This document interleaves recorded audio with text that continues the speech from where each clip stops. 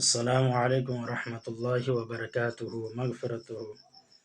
جناب اللہ کی ذات سے امید ہے کہ آپ حضرات بھی بخیر ہوں گے۔ بہت دنوں کے بعد میں آپ کے سامنے ایک ویڈیو پھر بنا رہا ہوں۔ یہ مہینہ رمضان المبارک کا مہینہ ہے۔ رمضان کے معنی ہیں جلا کر خاک کر دینا۔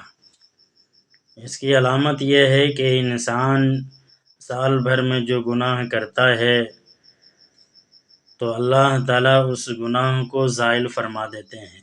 یہ رمضان اتنی بابرکت مہینہ ہے۔ اس مہینے کے متعلق اللہ کے نبی صلی اللہ علیہ وسلم نے فرمایا کہ رمضان صبر کا مہینہ ہے۔ رمضان صبر کا مہینہ ہے۔ اس مہینے کے اندر اگر روزہ رکھنے کی حالت میں یا تراویح کی حالت میں کوئی طرح کی دقت یا مشقت پہنچے تو وہ دقت اور مشقت لوگوں کے سامنے اظہار نہ کرے۔ اور اللہ کے نبی صلی اللہ علیہ وسلم نے ارشاد فرمایا کہ حلال کمائی سے روزہ دار کو افطار کرائے تو اللہ تعالی فرشتے کے ذریعے سے اس راتوں میں، رمضان کی راتوں میں رحمت بھیجتے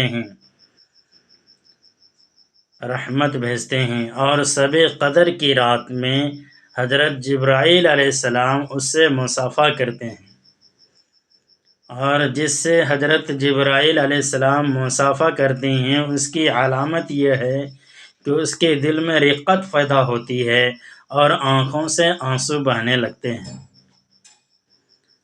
حضرت حماد ابن سلمہ رحمۃ اللہ علیہ جو مشہور محدث ہیں، روزانہ 50 آدمیوں کے افطار کرانے کا اہتمام کیا کرتے تھے۔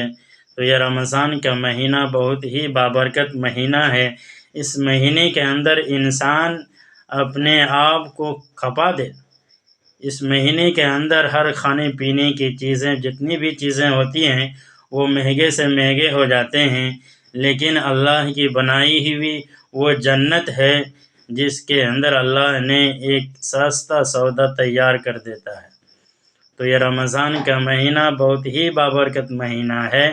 جہاں تک ہو سکے ہم تمام مسلمان بھائی روزہ رکھیں اور رات میں تراویح پڑھیں اور صدقے دل سے ہر نیک عمل کو کریں، اور کوئی لمحہ ہمارا اور آپ کا بیکار نہ جائے، اور تلاوت کلام اللہ میں، ذکر و اذکار میں لگے رہیں۔